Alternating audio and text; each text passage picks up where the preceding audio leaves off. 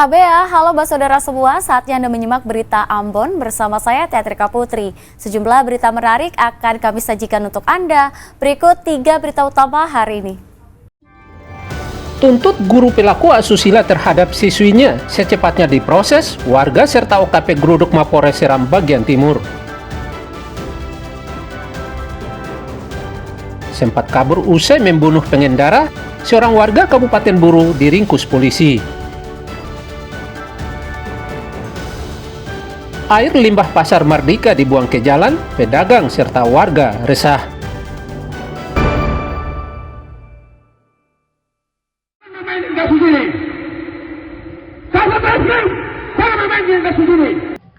Puluhan massa yang tergabung dalam LSM dan OKPC Kabupaten Seram bagian Timur, geruduk markas Polres Seram bagian Timur pada hari Senin.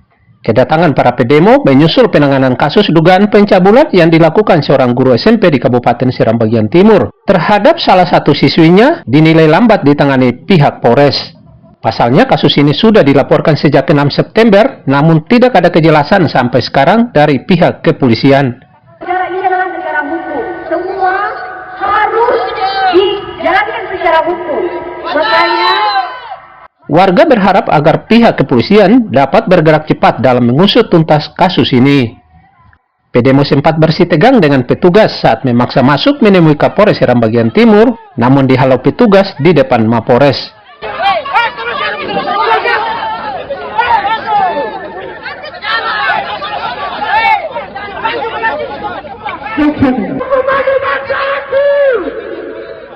Menanggapi tuntutan para pedemo, Kapolres Seram bagian Timur AKBP Al-Hajat berjanji akan menuntaskan kasus ini dan pelakunya segera dibawa ke pengadilan.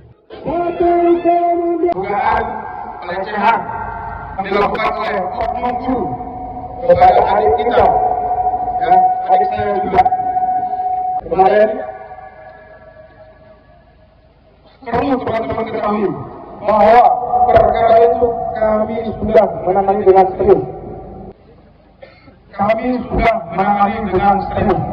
Tentunya di dalam proses penegakan hukum ada proses-proses tertentu yang secara hukum, kami garis bawahi, secara hukum harus kita tindak lanjuti.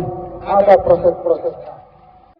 Sebelumnya seorang guru SMP di Kabupaten Seram bagian Timur atau SBT berinisial JU dilaporkan ke Polres setempat atas dugaan pencabulan terhadap siswinya sendiri. Kejadian ini terjadi dalam ruang kelas saat suasana sepi. Peristiwa pilu ini terbongkar setelah ibu kandung melihat perubahan sikap putrinya yang terlihat murung dan ketakutan. Perbuatan sang guru itu kemudian dilaporkan oleh ibu kandung korban ke polisi.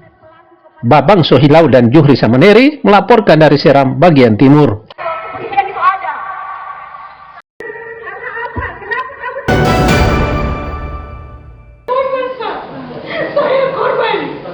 Ya, siapa yang mau bicara Bapak tadi setelah ini Nona dengan Pak Seko setelah ini? Ya, saya mau bicara di sini.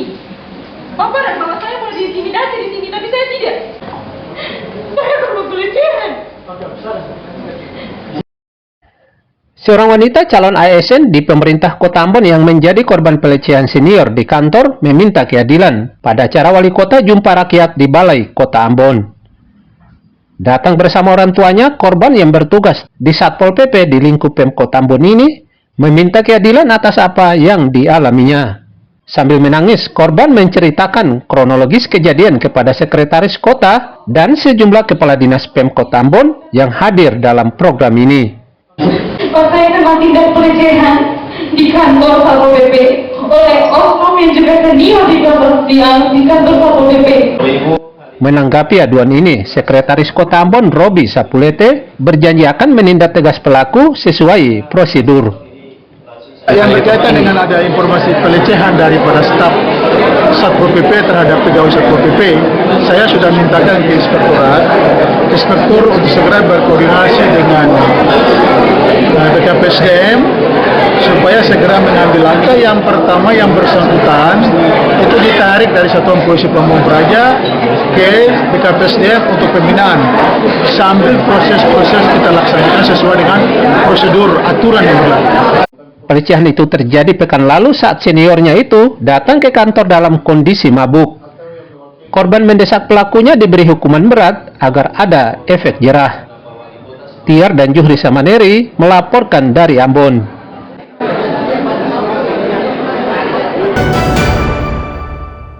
Nampak pada khususnya Gubernur Papua Barat Daya bahwa kami melarang keras ada opini-opini 3 pulau di Kecamatan Pulau GB, Kabupaten Halmahera Tengah yang diklaim pemerintah Raja Ampat menimbulkan penolakan dari masyarakat desa setempat. 2020. Menanggapi masalah itu, Gubernur Maluku Utara Sherly Suanda berjanji akan berkoordinasi dengan Kementerian Dalam Negeri untuk duduk bersama dengan Gubernur Papua Barat Daya serta Bupati Raja Ampat untuk menyelesaikan sengketa 3 pulau ini. Gubernur menegaskan bahwa persoalan 3 pulau yakni Pulau Sain dan Pulau Piai serta Pulau Kias yang terletak di Kecamatan Pulau GB dapat dibicarakan secara baik-baik agar tidak menimbulkan keributan yang nantinya merugikan masyarakat. Dirinya juga berharap agar masyarakat menahan diri, tidak terpancing, termasuk tidak membakar fasilitas umum. Kita akan bertemu audiensi dengan Pak Mendagri. Saya juga akan berkomunikasi dengan Gubernur Papua Barat untuk kita duduk bersama di level pemimpin dulu dari Mendagri, Gubernur, Bupati terkait supaya memastikan kondisi kondusif. Kita ini semua merah putih, semua Indonesia, di bawah jangan ada gejolak, semua bisa dibicarakan baik-baik.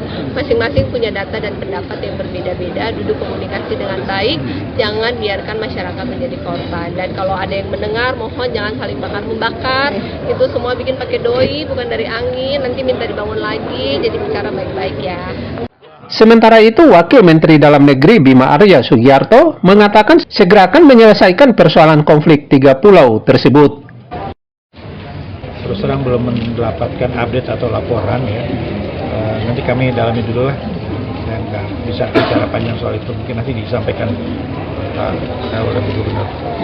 Sabtu lalu, warga membakar 5 unit bangunan rumah semi permanen yang ada di 3 pulau ini. Aksi warga ini sebagai bentuk pelampiasan kekecewaan mereka atas pernyataan dari pemerintah Provinsi Papua Barat Daya yang mengklaim terdapat 3 pulau di Kecamatan GB, Kabupaten Halmahera Tengah menjadi milik mereka. Tiar dan Juhri Samaneri melaporkan dari Halmahera Tengah.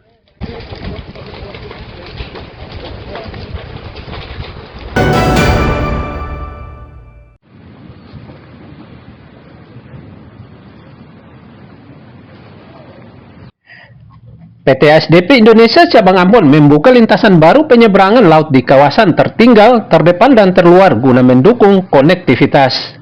Lintasan yang baru dibuka ini yakni Dobo menuju Marlasi di Kabupaten Kepulauan Naru. Perluasan jaringan layanan penyeberangan laut di kawasan tertinggal, terdepan dan terluar atau 3T guna memudahkan mobilitas masyarakat sekaligus untuk mendistribusikan hasil pertanian lebih lancar. Dengan menyediakan kapal lobster, kapal ini nantinya akan melayani rute ini 1 bulan sekali dengan durasi perjalanan 6 jam. Pelayarannya itu hanya sebulan 1 kali. Karena mengingat frekuensi kapal itu dia keliling. Akhirnya pertanggal 20 kemarin kami perdana untuk Dobo Marlasi.